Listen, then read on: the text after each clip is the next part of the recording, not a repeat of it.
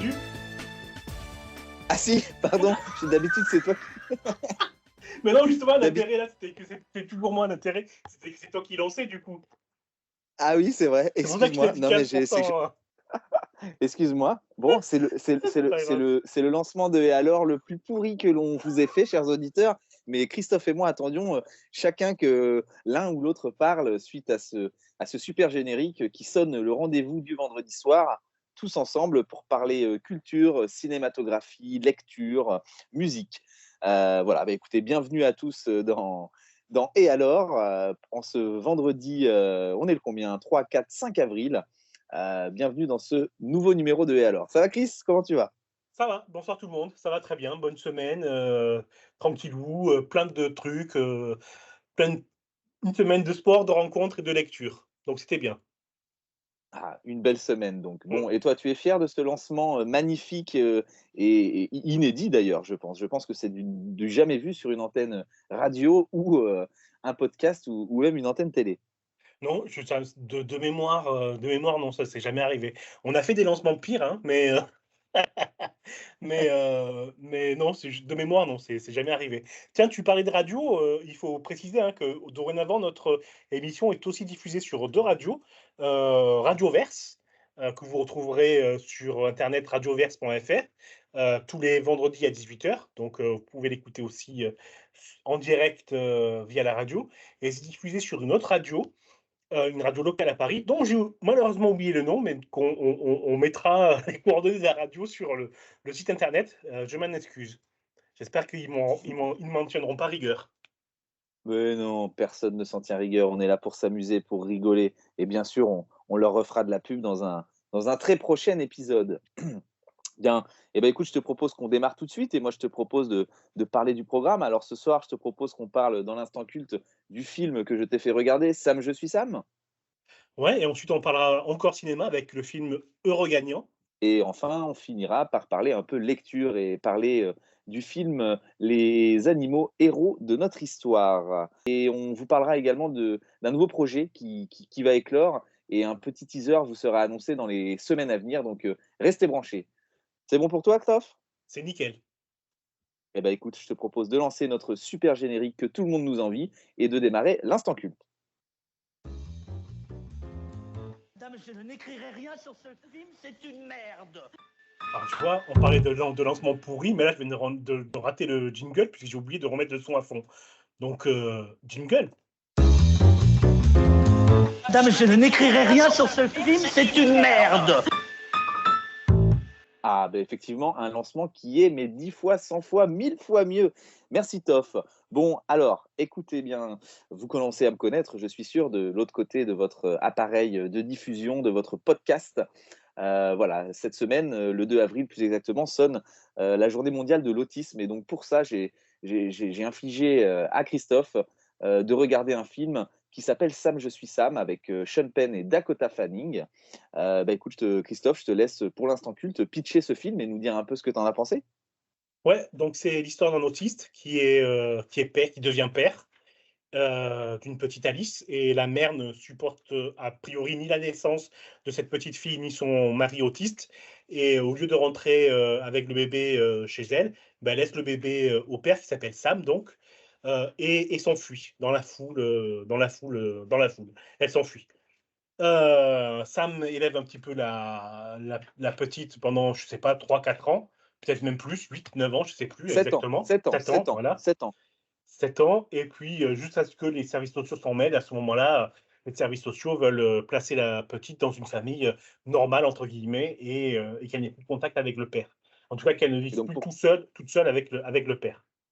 et pourquoi elle ne peut plus vivre avec son père, c'est que son père a une déficience qui lui donne malgré son âge avancé, l'intelligence intellectuelle d'un enfant de 7 ans. Et donc aujourd'hui, aux 7 ans révolus de l'enfant, la petite fille en fait surpasse son père sur tous les domaines et donc il est décrété inapte à élever sa fille par les services sociaux.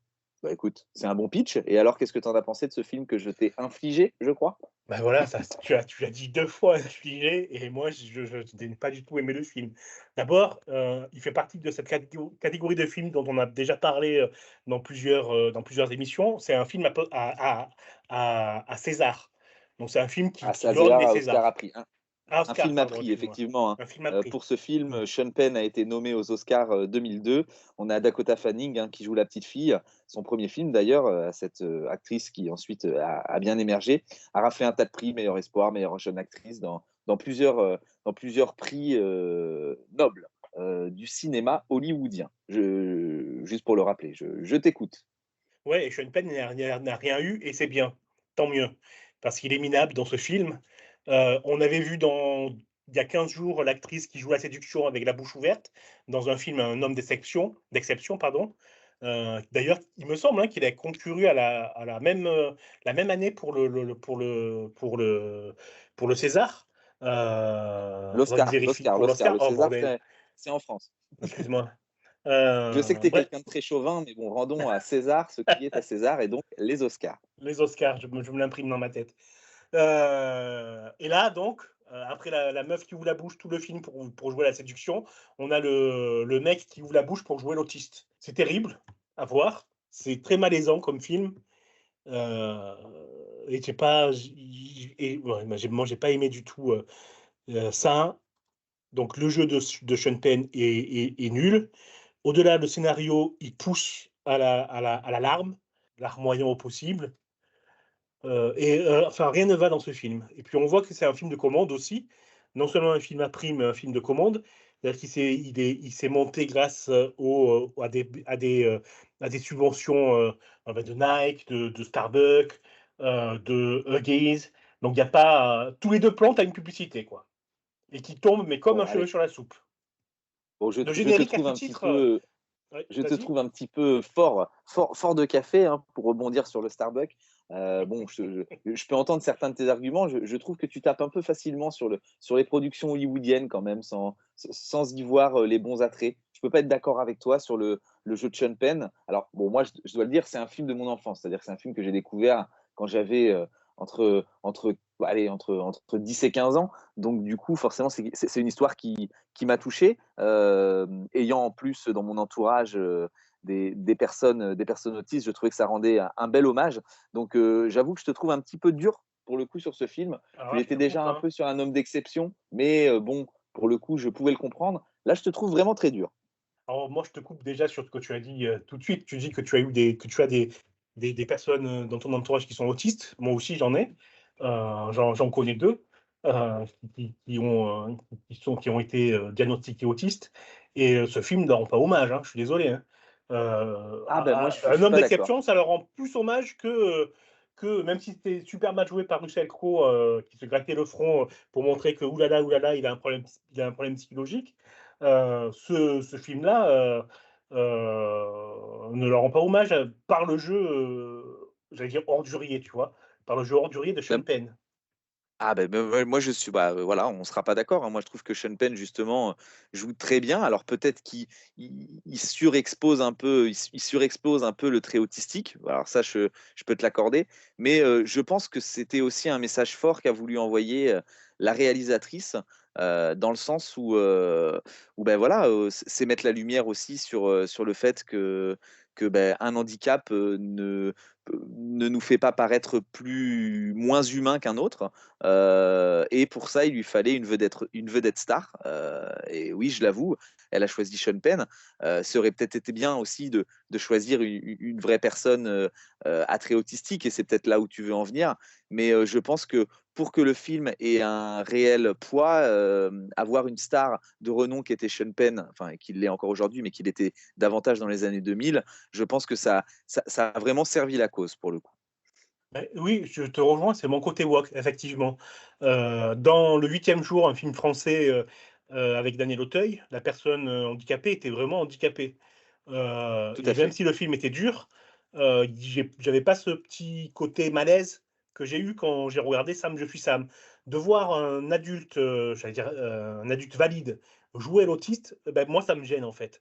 et ça m'a gêné tout le long parce que tu vois qu'il joue et je trouve que c'est un crachat que tu fais, aux gens qui ont des troubles, mentaux quels qu'ils soient.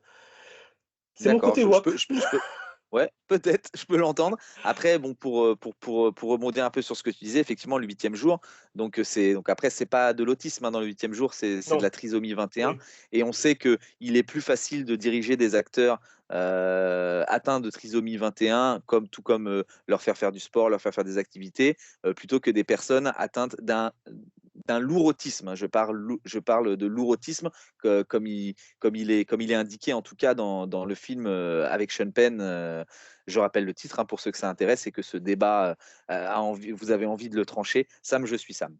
ouais, mais moi je t'oppose l'argument du journal, Papotin, qui est fait par des autistes, lourds aussi et qui s'en sortent, quoi. Il y a même une série, je crois qui passe sur France 2 où tu les vois interviewer des gens, des acteurs, des hommes politiques et cetera. Ils ont même interviewé Macron et ils lui ont demandé si c'était normal, qu'il se marie avec sa prof.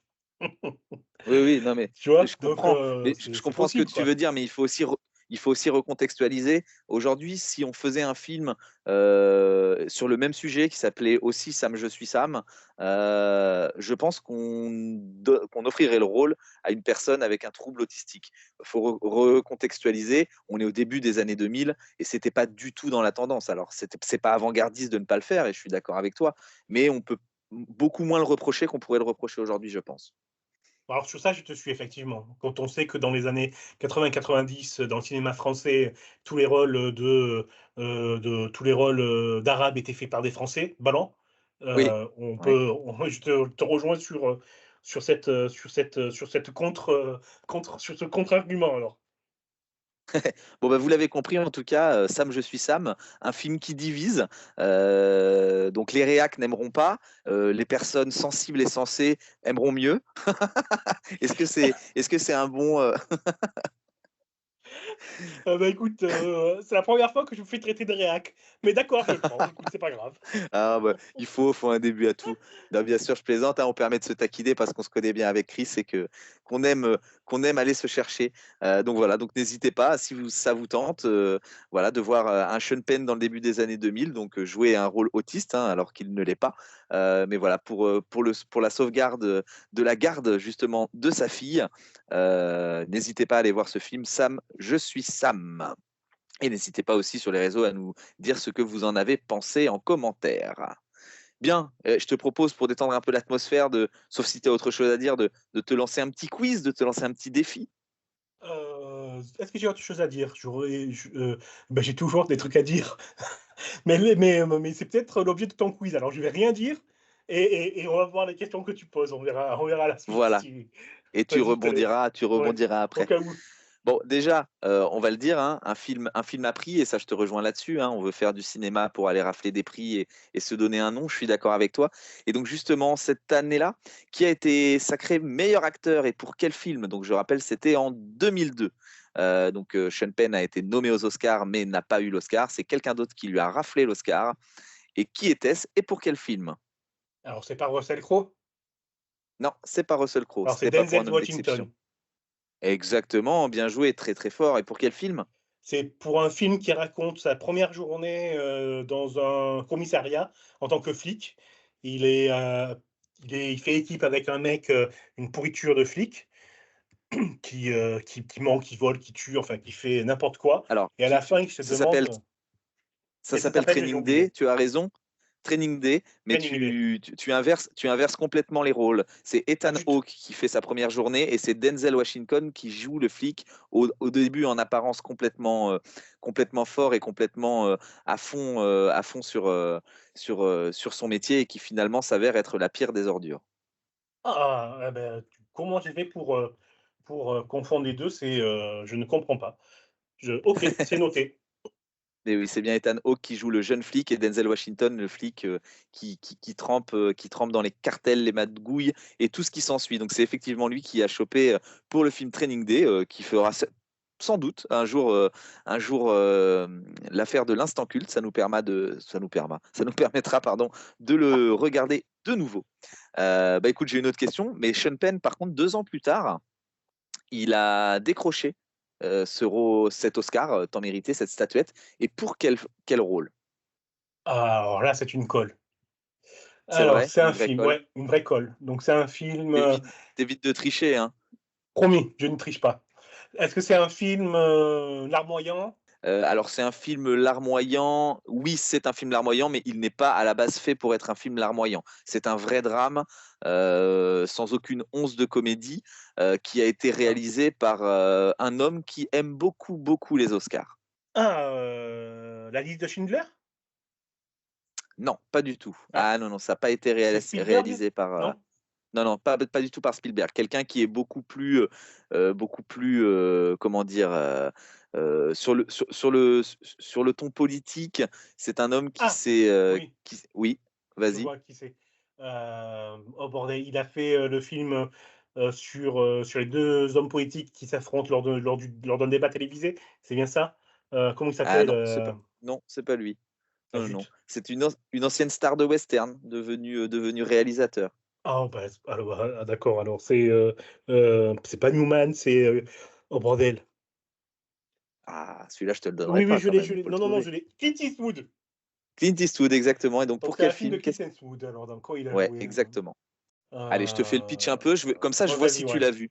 Je te fais le pitch un peu, je vois si tu l'as vu, parce que c'est vrai qu'il a décroché des Oscars, mais pas forcément très connu sur le territoire français. Donc, c'est l'histoire de quatre amis qui s'amusent lorsqu'ils ont une quinzaine d'années, et l'un d'eux se fait enlever et est retrouvé des semaines plus tard. Mystic River. Voilà, exactement, très bien. Mystic River, un très beau film de Clint Eastwood et un Sean Penn. Donc là, si tu l'as vu, si tu le connais, un Sean Penn vraiment incroyable en ancien, en ancien, en ancien caïd du quartier. Alors, je ne l'ai pas vu, mais j'ai lu le livre, Ah, qui oui. est énorme, le livre, et j'ai pas voulu. Du coup, le livre m'a tellement marqué que du coup, j'ai pas voulu voir le film. Eh ben, je te conseille de regarder ce film parce qu'il est vraiment, il y a une pléiade d'acteurs qui sont bons, hein. C'est Kevin Bacon, grand acteur de l'époque également, et Sean Penn en tête d'affiche, pardon. Laurence Fishburne aussi dans un rôle de policier qui se retrouve mêlé à cette histoire parce que Kevin Bacon joue son collègue policier qui était l'un des quatre enfants à l'époque et donc qui se retrouve mêlé à cette histoire de meurtre parce que j'ai pas fini de pitcher, mais des années plus tard, en fait, la fille de Sean Penn, justement, est retrouvée assassinée alors qu'elle a 18 ans. Et donc, du coup, il faut retrouver absolument le coupable les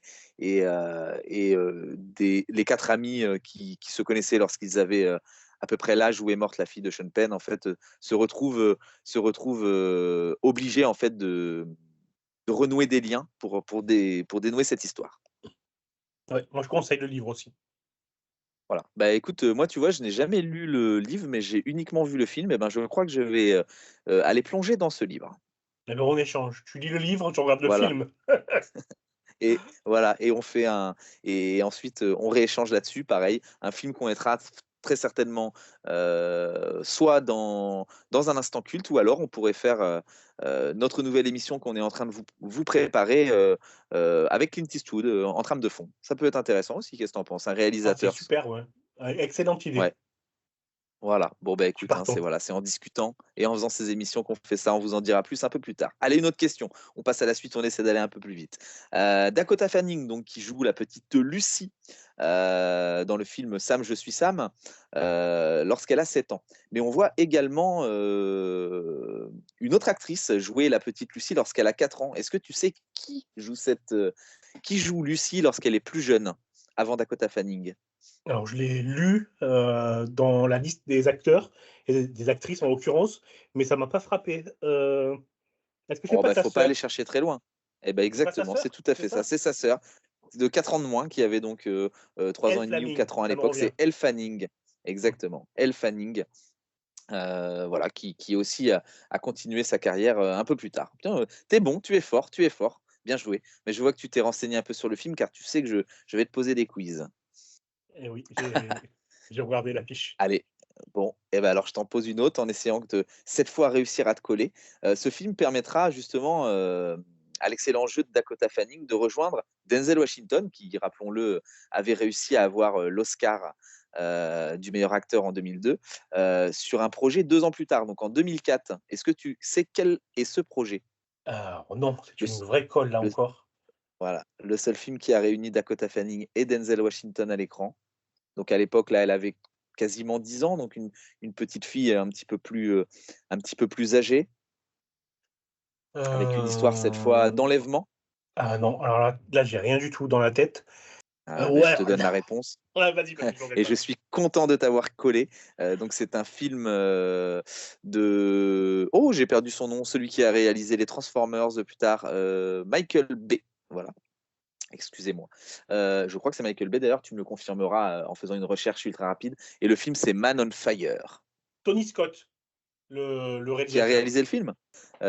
Et Tony Scott en réalisateur. Je suis étonné, j'étais Ouais, persuadé que c'était Michael Bay ou Michael Mann, je ne sais plus. Bref, bon, je me suis trompé, j'en suis désolé pour ceux qui avaient déjà la bonne réponse. Bon, bah, écoute, voilà, un petit quiz de 3 questions. Tu as su répondre à 2 et demi sur 3, hein, c'est pas mal quand même. c'est pas mal, ouais, je suis content.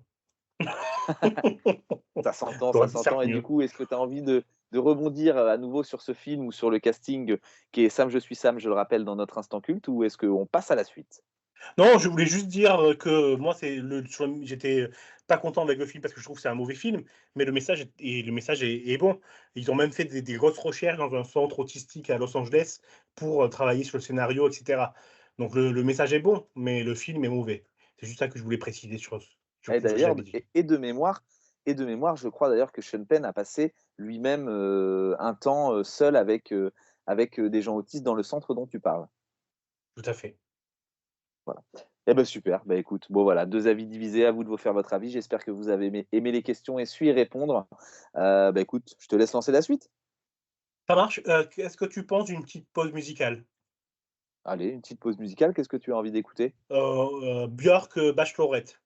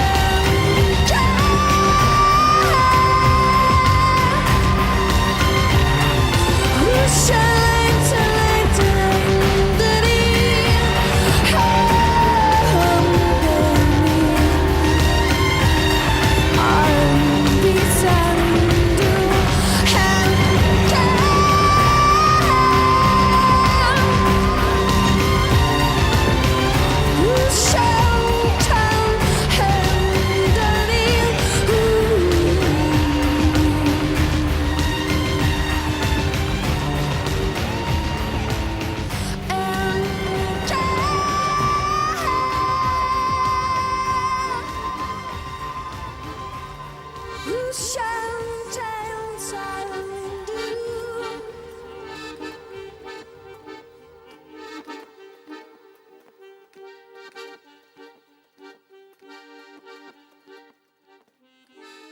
regarde quoi, tonton?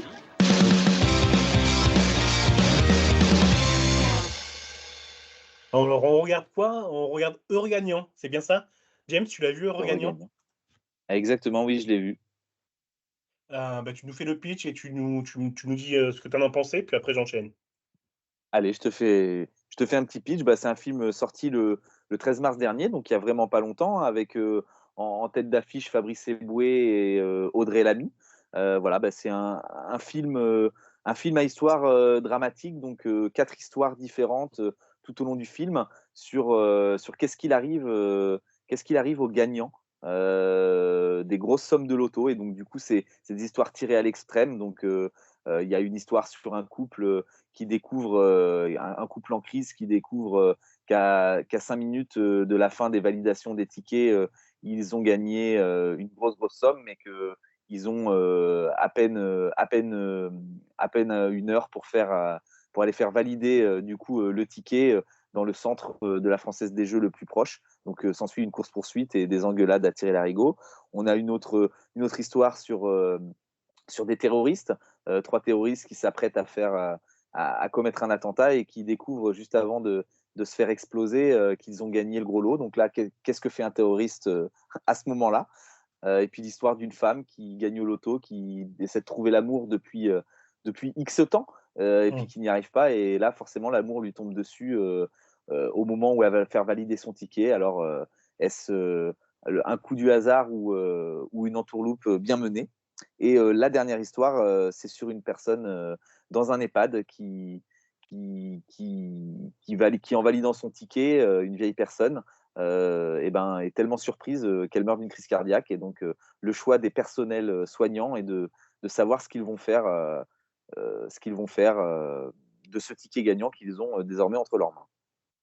Super, super détaillé comme pitch. Moi, je dirais, je mettrais mon grain de sel en disant que Fabrice Eboué n'est pas la tête d'affiche. En tout cas, c'est peut-être le produit d'appel pour que les gens aillent voir le film, mais pour moi, il n'y a pas de tête d'affiche, quoi. C'est 4 histoires qui sont autonomes l'une de l'autre, avec juste comme point commun les personnages ont gagné au loto et basta, quoi. Ouais, je suis d'accord avec toi. C'est une bonne analyse. Ouais, quand je disais tête d'affiche, c'était vraiment pour dire, voilà, c'est lui qui fait les promos avec Audrey Lamy, c'est eux Mm. qui font vendre des tickets et qui font venir dans les cinémas. Et Ouais, c'est les seuls à avoir aussi leur histoire coupée en deux, donc c'est le début du film et la fin du film. ouais, tout à fait, exactement. Qu'est-ce que tu en as passé? Tu as passé un bon moment? J'ai passé un très très bon moment parce que j'ai ri parfois, j'ai été très, très étonné par les choix des réalisateurs sur la fin des histoires, mais j'ai trouvé ça vraiment très audacieux, très culotté.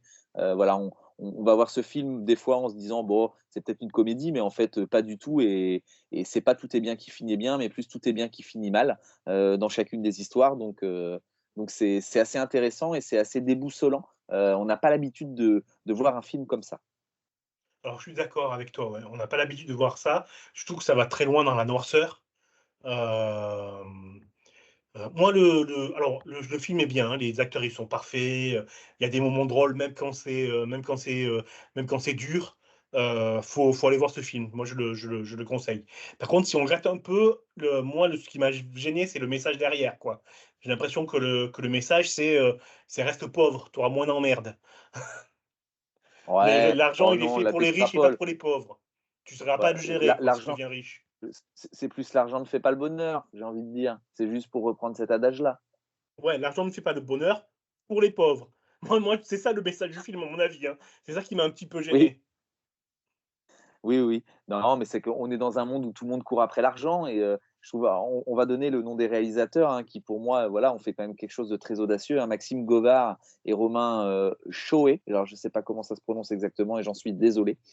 Mais ils ont fait quand même quelque chose d'innovant et je pense que c'est une belle satire de la société. Bah, enfin moi, c'est comme ça que je l'ai pris, voilà. Alors oui, des fois, c'est poussé un peu à l'extrême, c'est un peu sombre, faut oser, hein, quand même, aller mettre sur le devant de la scène trois terroristes dans des temps comme aujourd'hui. Mais voilà, avec un message qui derrière, pour moi, ben, c'est pas vraiment le même message que j'ai compris que toi. Moi, c'est plus, voilà, aujourd'hui, on est dans une société où on court après l'argent, mais quand on a de l'argent, est-ce que vraiment on est heureux et est-ce que on a la vie à laquelle on a, la vie qu'on attendait, pardon. Et j'ai vu aussi, enfin, je vois aussi un peu un message de, beh, quels que soient les péchés que tu aies faits, même si demain tu deviens ultra riche, et ben, ils te rattraperont toujours. Oui, Il est assez pourquoi pas. pessimiste. Je trouve que c'est un film assez pessimiste. Mais au-delà de ça, Voilà. je conseille le film quand même parce qu'il est bien. Ouais, oui, oui, oui, voilà et puis, non et puis c'est des histoires, qui malheureusement pourraient, arriver tous les jours donc, c'est enfin tous les jours. Il y a pas autant de gagnants tous les jours mais c'est intéressant de voir, et de pousser à l'extrême. En fait, moi c'est ça, c'est là où j'ai envie de dire merci à Maxime Govard et Romain Choé, c'est de réussir à pousser à l'extrême des scénarios. Je trouve qu'on n'y arrive pas assez aujourd'hui dans le cinéma. On en a déjà parlé, hein, justement dans cette émission, mais des fois, on est trop restreint, on est trop gentil, on n'ose Mmh. pas dire les choses. Et ben, eux, ils ont osé aborder des sujets complexes et vraiment les tirer à l'extrême. Allez, j'ai une petite question avant de clôturer le chapitre de Regagnant, sauf si tu as autre chose à dire derrière encore. Rien. J'aimerais que donc je me suis renseigné, et j'aimerais que tu me dises, ce qui arrive à 50 des gagnants, des grosses sommes d'argent comme ça, Euro-Millions, loto, keno, et toutes ces choses tous ces jeux de la Française des Jeux. Est-ce que tu sais ce qui arrive à 50 des gagnants? Ils perdent tout, ils redeviennent, smicards. Alors, smicards, pas forcément, parce qu'on n'est pas il n'y a pas que les smicards qui gagnent au loto, mais Ils redeviennent mais ce qu'ils étaient avant. voilà, exactement et c'est vrai et ça, c'est Dingue. c'est un c'est un chiffre, heu, moi qui m'a sauté aux yeux, mais j'ai été me ren voir sur le site de la Française des Jeux et c'est vrai qu'il y a des articles là-dessus, et c'est pour ça qu'ils mettent des cellules psychologiques, en place. 50 des gagnants sont ruinés et attention, en combien de temps, tu dirais? Oh, bah, j'espère en plusieurs décennies, non? Ne dis pas que c'est en 6 mois, Dis-moi? 1 an, 2 ans? Ah non, plus. Ah ouais, 6-5 ans?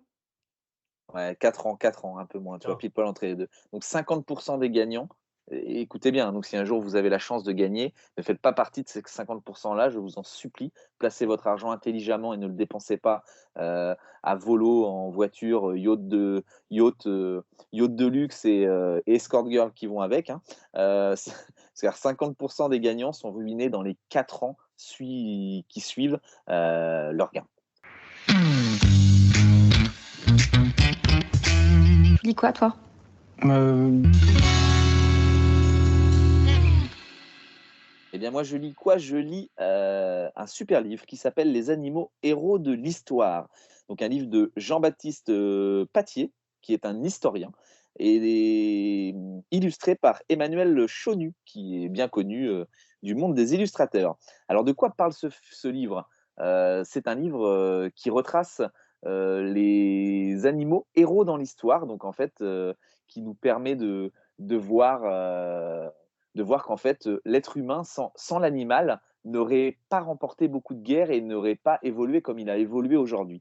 Et c'est là où je veux tirer mon chapeau, à ce livre que j'ai dévoré, voilà, qui traverse, les siècles, les âges, et qui nous montre comment, des chevaux, des chiens et n'importe quel animal sur terre, même des éléphants, sont entrés dans l'histoire et ont réussi à être, pour moi, en tout cas en mon sens, oubliés alors qu'ils sont les réels vainqueurs de toute cette évolution. Est-ce que tu as lu le livre, Chris? alors moi, j'adore ce genre de livre parce que tu rentres dans la grande histoire, par la fenêtre, tu vois? Tu, C'est tu pen exactement tu ça. tu t'attends pas à rentrer, dans l'histoire avec ce genre de livre et pourtant tu es en plein pied, quoi. Tu es de plein pied tu dans les batailles, tu es au front et tu te rends pas compte et tu apprends des choses sur l'histoire avec un grand H, par une petite anecdote qui tout d'un coup te remet tout en place dans la tête et tu retiens le tout. Non, c'est le genre de livre que j'adore, vraiment. Voilà, et c'est toujours des anecdotes très courtes parce que quand Emmanuel Patier, je vous dis des bêtises, quand, Jean-Baptiste Patier, va s'intéresser, à un animal héros de l'histoire, il va en parler pendant 2-3 pages maximum, donc c'est vraiment très court. Mais par contre, il va nous retracer toute la vie de cet animal. Je pense notamment au cheval d'Alexandre le Grand, voilà, hein, qui avait bien plus de valeur, aux yeux de ce conquérant que beaucoup d'humains sur terre. Et on voit que sans ce cheval, il aurait eu du mal à faire beaucoup de choses.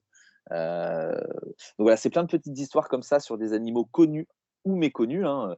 Il va y avoir des animaux qu'on va avoir connus par rapport à des faits historiques, et d'autres que moi je ne connaissais pas du tout, et ça a été très intéressant. Donc c'est des petites histoires très courtes qui sont rassemblées dans des chapitres, donc un chapitre sur les chevaux, un chapitre sur les chiens, et ainsi de suite. Et voilà, c'est vraiment un livre qui se lit très facilement et qui nous apprend plein de choses. Alors, on ne les retient pas toutes forcément, mais si demain, à un dîner, on nous parle d'un animal, par exemple du cheval d'Alexandre le Grand, on va être capable de sortir une anecdote. Et moi aussi, j'aime bien ces livres qui nous permettent, en fait, de temps en temps, je n'ai pas envie de dire briller, mais de nous montrer un peu en société et d'étaler un peu notre culture. Ouais, super, super livre. Et c'est là où moi je tire mon chapeau aussi à Jean-Baptiste Patier, c'est qu'il arrive vraiment à donner la part belle à des choses méconnues de l'histoire, mais qui pourtant ont une importance capitale dans notre évolution et dans la suite des événements à cette époque. Super. Eh ben, on mettra les liens Voilà. sur oui? Ah non, je disais, et les illustrations donc d'Emmanuel Chonu sont aussi vraiment assez, alors certaines sont humoristiques, d'autres sont vraiment très poétiques, et c'est vraiment un très beau travail du duo. Alors, je ne sais pas réellement, alors pour tout vous dire, hein, chers auditeurs, c'est qu'on a essayé d'avoir Jean-Baptiste Patier et Emmanuel Chonu en interview justement. Malheureusement, nos emplois du temps ne concordaient pas, mais on ne désespère pas. On a décidé quand même de parler de leurs livres sur l'antenne pour vous donner envie. Et c'est vrai que on ne désespère pas de les avoir, parce que je ne saurais pas dire si aujourd'hui Emmanuel Chonu a uniquement fait l'illustration ou a aidé dans ses recherches Jean-Baptiste Patier. Je ne sais pas si toi tu as l'info, Chris. Non, je ne sais pas quelle est la part de travail, s'ils ont, choisi les histoires ensemble, s'il a eu le texte et il a décidé d'illustrer quoi, et cetera. Je ne sais pas du tout comment ça s'est fait, hélas. Touchons du bois pour que, un de ces 4, nos agendas concordent et qu'on ait la réponse Ce à tout serait ça. bien. Mmh. Exactement. C'est vraiment un livre à lire, vraiment. Super Ouais, livre. ouais. Ouais, ouais, et vous en apprendrez plein sur plein d'animaux, des chiens, des éléphants, voilà, des rats, des pigeons, voilà, on passe par vraiment, tous les animaux qui ont servi et qui ont été importants, à travers l'histoire. Super, ben, on mettra les liens, sur le site internet et sur les réseaux, sociaux, donc n'hésitez pas à jeter un petit coup d'œil. Impeccable. Bah, écoute, je te propose qu'on se quitte en musique? Vas-y, je te laisse choisir la chanson, tu veux quoi comme, en guise de générique de fin? Allez, écoute, sur quoi est-ce qu'on va pouvoir se quitter? Et là, j'en ai, strictement aucune idée. Ah bah si, tiens, j'ai envie qu'on se quitte sur, «Le fric, c'est chic, friga!» Ah, Tu vois? très bien, excellent, Voilà. très bonne Et bah, idée, écoute, parfait. je te dis à la semaine prochaine. À la semaine prochaine, James. Allez, et beh, chers auditeurs, restez connectés, hein. Notre nouvelle émission va vous faire un petit teaser dans les jours qui arrivent. Une émission, qui durera, une petite heure, et qui pourra parler, d'un sujet, à chaque émission, un sujet différent, une épopée, un cinéma, une cinépopée, de la pop culture, différente à chaque émission. Restez connectés, et je vous dis à la semaine prochaine. Allez, ciao!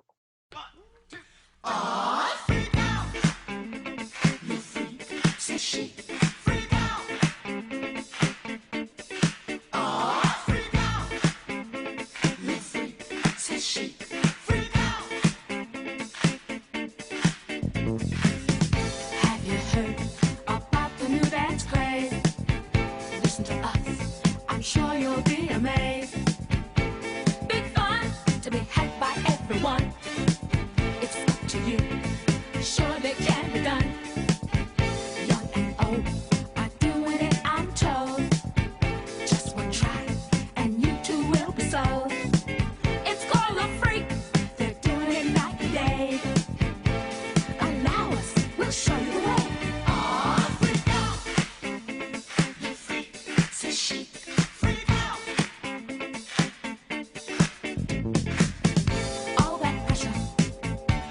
you down as your head spinning all around. Feel the rhythm, chant the rhyme. Come on along and have a real good time. Like the days of stopping as a boy. Now we're free. Oh, what a joy. Just come on down to the 5th floor. Find a spot out on the floor. Ah, freak out. Le freak, c'est chic. Freak out. Now freak.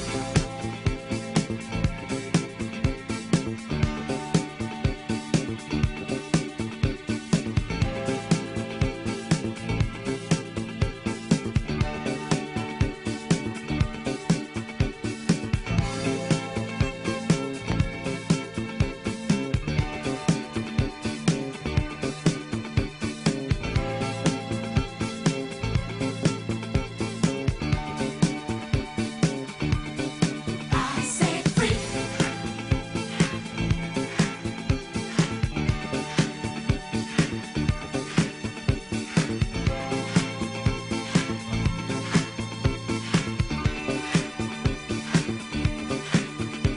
Now freak.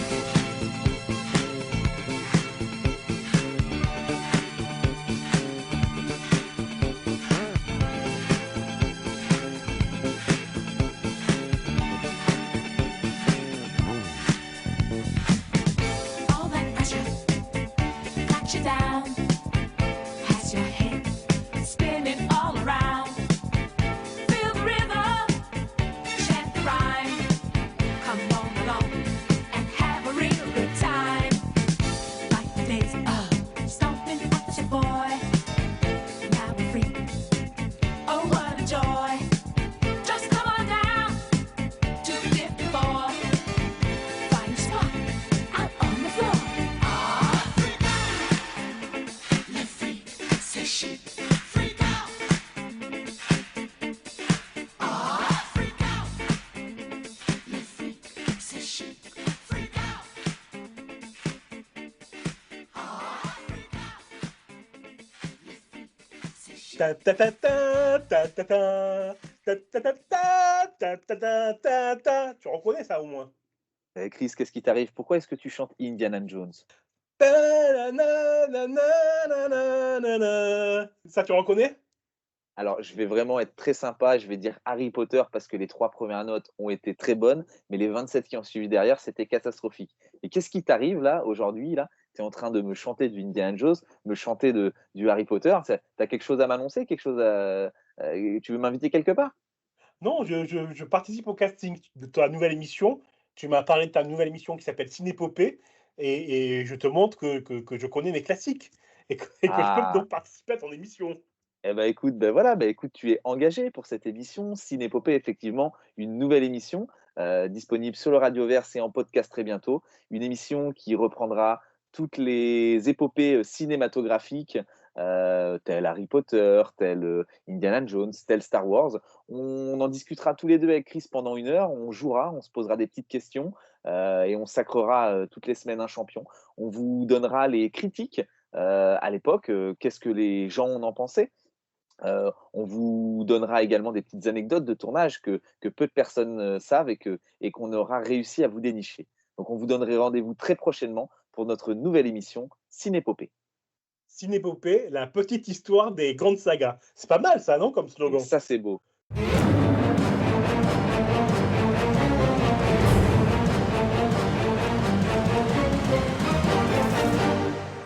Cinépopée, la petite histoire des grandes sagas.